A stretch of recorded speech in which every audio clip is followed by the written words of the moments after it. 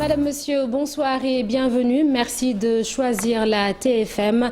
L'état de santé des prévenus dans l'affaire du massacre de Bofa se dégrade. Après 5 jours de grève de la faim, les 5 détenus, dont le journaliste René Capain-Bassène, sont admis à l'infirmerie de la maison d'arrêt et de correction de Ziguinchor. Ils exigent l'ouverture de leur procès. Boubacar Diassi et Lamine Mondjong à Ziguinchor. Après 5 jours de grève de la faim, 5 prévenus dans l'affaire dite de Bofa Bayotte sont, selon nos informations, très fatigués et même sous perfusion. On a parlé, ils sont vraiment très fatigués, comme René Capain-Bassène et les autres, qui sont vraiment dans un état vraiment catastrophique. Ils sont au nombre de 5. Ils sont sous perfusion. Ceux qui sont internés sont sous perfusion. Tout est parti, selon Mme Bassène, d'une correspondance envoyée par son époux René Capain-Bassène au procureur de la République, en tout cas en ce qui concerne son époux. Mais il m'a dit que ce dernier les a répondu en lui disant de leur donner un peu de temps, de lui donner un peu de temps,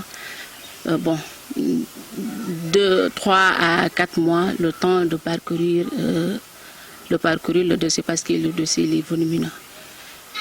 Mais il m'a dit qu'il a répondu que voilà, lui, il a assez attendu. Voilà, il est au bout de la patience. Franchement, il ne peut plus attendre. Les grévistes de la faim sont déterminés, selon nos interlocuteurs, à poursuivre leur abstention de s'alimenter. Ils sont déterminés jusqu'à présent, vraiment, pour qu'ils puissent avoir la réponse qu'il faut par rapport à leur sort. Et voici ce qu'ils souhaitent obtenir. C'est toujours le même message, comme lui l'a dit. Il ne demande rien que juste d'avoir un procès. On compatit aux familles des victimes, franchement. Mais aussi, nous aussi, on n'accepte pas aussi, que des innocents, des gens payent des choses qu'ils n'ont pas fait, franchement. Certains parents des prévenus n'excluent pas de faire la grève de la faim eux-mêmes si leurs proches ne sont pas jugés dans les meilleurs délais. Les populations de Grand Yoff sont sorties en masse pour dire leur ras-le-bol face aux nombreuses agressions et le plus souvent mortelles. La dernière victime, le jeune Patrice Gomis, et souvenez-vous du meurtre de la Congolaise Lotali Molé en mai dernier. Suivons ces habitants qui ont marché aujourd'hui au micro de Ibrahima Kane et Abdoulaye Diallo. Les cas de meurtre sont récurrents à Grand Yoff. Nous devons nous mobiliser pour que cela cesse. Un enfant de rien du tout assassiné, c'est vraiment dur à supporter.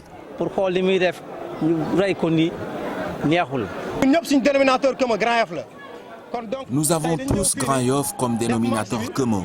C'est la raison pour laquelle nous avons initié cette marche pour protester contre ces cas de meurtre récurrents à Grand Yoff. Pour mettre un terme à cette situation, je pense que nous avons besoin de tout le monde. Nous avons besoin des habitants, nous avons besoin également de la municipalité pour y arriver. Les habitants de Tibar-Fall vivent aussi dans une grande insécurité. Ce village de la commune de Pekes est la cible de voleurs de bétail, de malfaiteurs de tout genre. Le manque d'électricité facilite la tâche à ces bandes armées. Le reportage de Cheikh Anta Diop et Seyla Tir dans la région de Thiès. Tibar-Fall, situé à 1 km de Pekes, les habitants de ce village pataugent dans des difficultés en raison de l'absence d'électricité. Le vol de bétail est très récurrent dans cette localité. Notre souci qui est la non-électrification de notre village. Depuis 30 ans, on nous fait des promesses pour nous dire que chaque année, on dit que le courant va venir. On ne peut pas élever. On ne peut pas rester 2 mois sans que les voleurs viennent ici pour arracher nos moutons, ainsi de suite. À la tombée de la crépuscule, personne ne sort ici.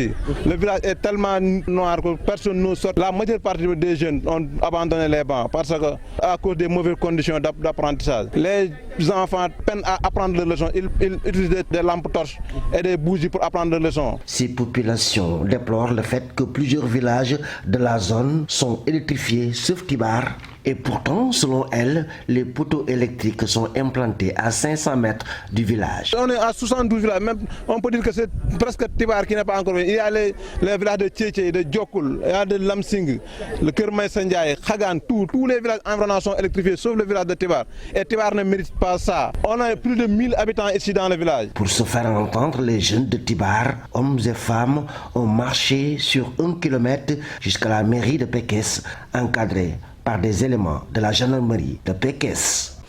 Retour à Dakar, la polémique autour des 150 hectares de terre déclassifiés sur la bande des Filao ne fait que commencer. L'Observatoire de suivi des indicateurs de développement économique en Afrique et le collectif Ar Sunu Souf, index des services de la direction des domaines. Les populations de Guédiawaye veulent attaquer le décret présidentiel relatif au site en question. Le reportage de Mamadou Fall et Younous Diata. Bande des Filao qui s'étend sur moins de 200 hectares aiguise bien les appétits. Une fiesta des impôts et du cadastre selon le journal Libération indispose les populations. Selon elle, ce n'est que le début d'une mafia bien organisée. Nous disons que ce n'est que le début de la révélation de la véritable mafia foncière qui se trouve au niveau de cette bande des Filao-là. Parce que ce qui se passe, c'est que c'est des gens qui sont tapis dans l'ombre, qui sont au niveau de l'administration, qui sont dans le secret des dieux et qui profitent d'une certaine négligence de l'État du Sénégal pour pouvoir prendre les devants et s'accaparer de cette bande-là, sera partagé. Le foncier, socle d'une économie stable, le bras des causes des conséquences néfastes aux populations. Le foncier est quelque chose de très sensible. Et aujourd'hui, si le coût au Sénégal de la est extrêmement cher, c'est à cause de l'accès au foncier. Et ça, la DGID y contribue. Elle est en train de tuer notre économie parce que des gens, un agent qui fait même pas 5 ans à la DGID maison, alors que vous, en tant que journaliste, vous ne pouvez pas avoir 10 mètres carrés. C'est quand même compliqué. Et ça, on le dénonce. Guédiawaye sera debout, le combat sera mené minutieusement. Donc nous continuerons à nous battre. Ce décret sera attaqué au niveau juridique. Bientôt vous nous entendrez sur cela. Ce décret sera attaqué au niveau international. La lutte sera internationalisée. Et toutes les organisations qui s'activent au niveau de l'environnement, de l'écologie, toutes les organisations et personnes qui sont intéressées par notre combat sont invitées tout simplement à nous rejoindre. Pour rappel, le président de la République Macky Sall a signé le décret déclassant la bande des Filao. Un décret tant décrié par certaines organisations. Mais le collectif, basé à Guédiawaye, promet d'ailleurs d'internationaliser le combat. Merci Mamadou Fall. La course à la mairie de Dakar crée des divisions au sein de la collectivité Lébou.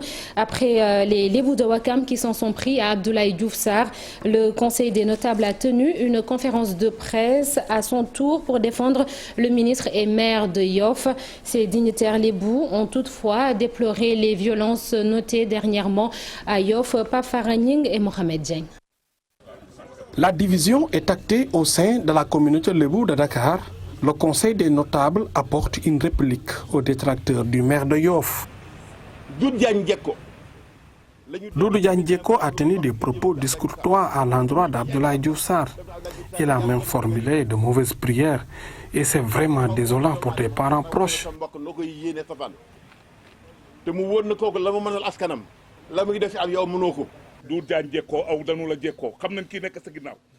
Nous savons bien qui est derrière vous. C'est Amadou Ba et tu préfères ton ami que tes parents. Mais nous vous attendons de pied ferme. Surtout Amadou Ba. Les dignitaires Lébou de Tank avertissent le président qu'ils n'ont pas mandaté personne pour discuter des problèmes de Yoff. Mamatar Gueye ne peut pas parler au nom de Yoff car nous sommes bien organisés et le conseil qui décide pour tout. Les notables ont même brandi des menaces. S'il n'avait pas prononcé son nom en demandant à Dieu de faire perdre Diouf Sarr à Yoff, je n'allais pas réagir.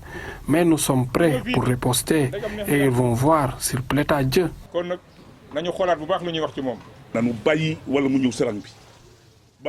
S'il veut une place, il n'a qu'à attaquer Bamba Fall. Mais est-ce qu'il sera là jusqu'aux élections? Toutefois, le Conseil des notables déplore les violences notées dernièrement et appelle au calme et à la sérénité à Yoff.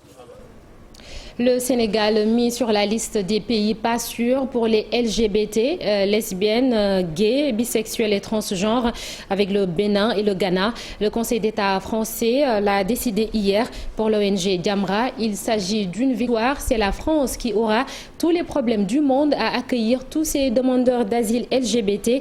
Mamatar Gueye, président de l'ONG Jamra, est avec Abou Faye et Amadouba. Mamatar Gueye de l'ONG Jamra que nous allons suivre dans quelques instants.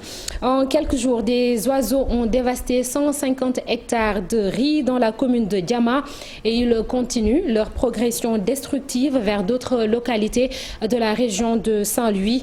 Un hélicoptère a été mobilisé pour protéger les 43 000 hectares de riz déjà emblavés par des producteurs.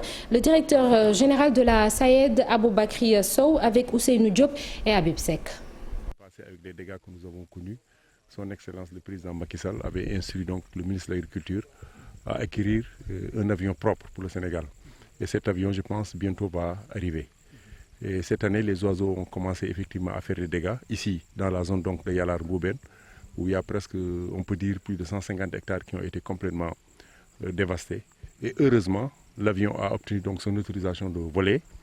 En même temps, le pilote aussi a obtenu aussi son autorisation hier et aujourd'hui. Donc, nous avons démarré des opérations au niveau donc de Bouben et ces opérations vont se poursuivre, Inch'Allah, dans toute la zone donc du delta et on va aller donc jusqu'à Podor. Il se pourrait même qu'on aille jusqu'à Mata. Limite à ça, bon, en tout cas, on prie parce que c'est 43 000 hectares de riz qui ont été donc emblavés pour cette saison chaude.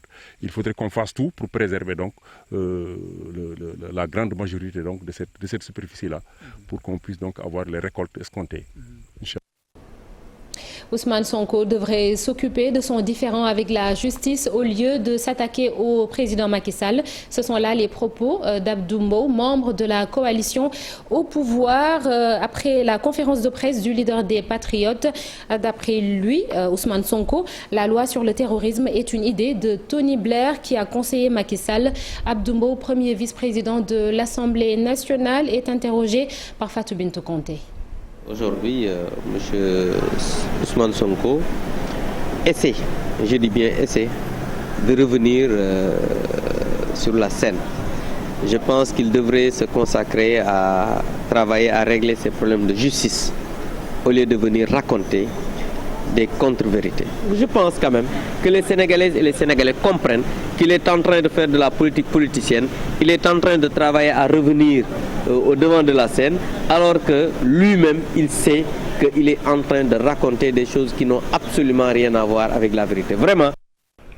Et c'est la fin de ce journal. Merci d'avoir suivi. Dans quelques instants, retrouvez Mamadou Mohamed Ndiaye pour le journal en Wolof. Je vous retrouve demain pour l'édition du soir. Bonne soirée sur la TFM. Au revoir.